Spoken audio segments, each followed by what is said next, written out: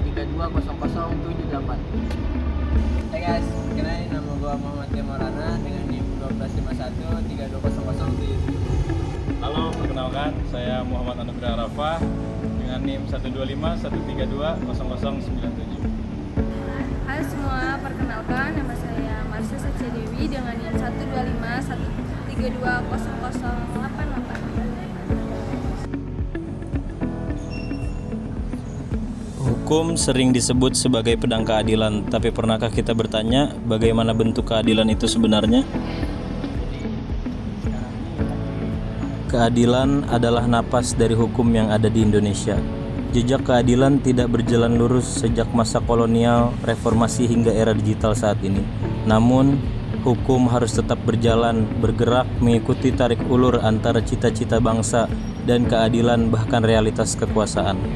Maka menelusuri dinamika hukum yang ada di Indonesia berarti membaca sejarah yang hidup dari KUHP, warisan Belanda, lahirnya UUD 1945, sampai putusan-putusan Mahkamah Konstitusi yang mengubah arah bangsa.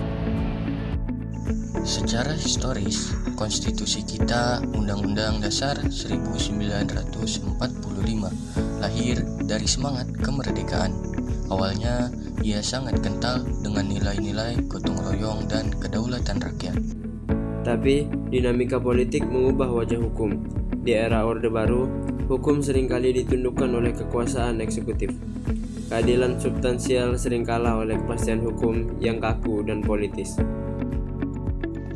Puncak terjadinya saat reformasi 1998, amandemen UUD 1945 menjadi titik balik, mendirikan Mahkamah Konstitusi dan menegaskan bahwa Indonesia adalah negara hukum, bukan negara kekuasaan.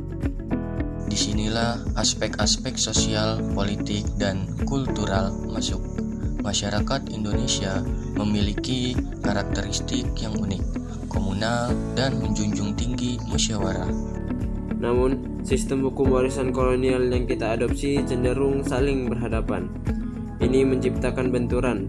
Seringkali keputusan pengadilan yang benar secara hukum terasa salah secara rasa keadilan masyarakat.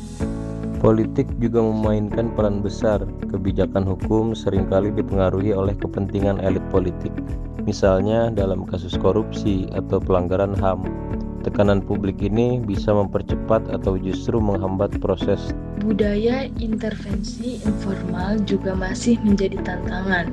Penegak hukum kadang terjepit antara aturan baku dan tekanan sosial atau atasan. Masuk ke konteks kontemporer, tantangan kita semakin kompleks. Digitalisasi membawa transparansi, tapi juga kejahatan siber baru. Isu seperti judi, korupsi, penegakan hukum yang tebang pilih, dan lambatnya akses keadilan bagi rakyat kecil masih menjadi PR besar bagi kita. Namun ada harapan, gerakan masyarakat sipil yang semakin kritis, penggunaan teknologi dalam peradilan, dan kesadaran hak asasi manusia yang meningkat menjadi pengawas alami. Penegakan hukum yang berkeadilan hari ini menuntut lebih dari sekedar menghukum pelaku. Ia harus memulihkan korban, memperbaiki sistem, dan memberikan efek jera yang mendidik. Jadi, dinamika hukum kita adalah cermin dari perjalanan bangsa, dari masa kolonial, otoriter, hingga demokrasi. Keadilan tidak akan tercapai hanya dengan mengandalkan aparat. Ia butuh partisipasi aktif kita semua. Mengawal kebijakan, mengkritisi ketidakadilan, dan membangun budaya hukum yang integritas. Karena hukum yang berkeadilan adalah hak setiap warga negara, bukan privilege segelintir orang. Keadilan bukan sekedar di atas kertas, ia hidup, bernapas, dan berubah seiring waktu.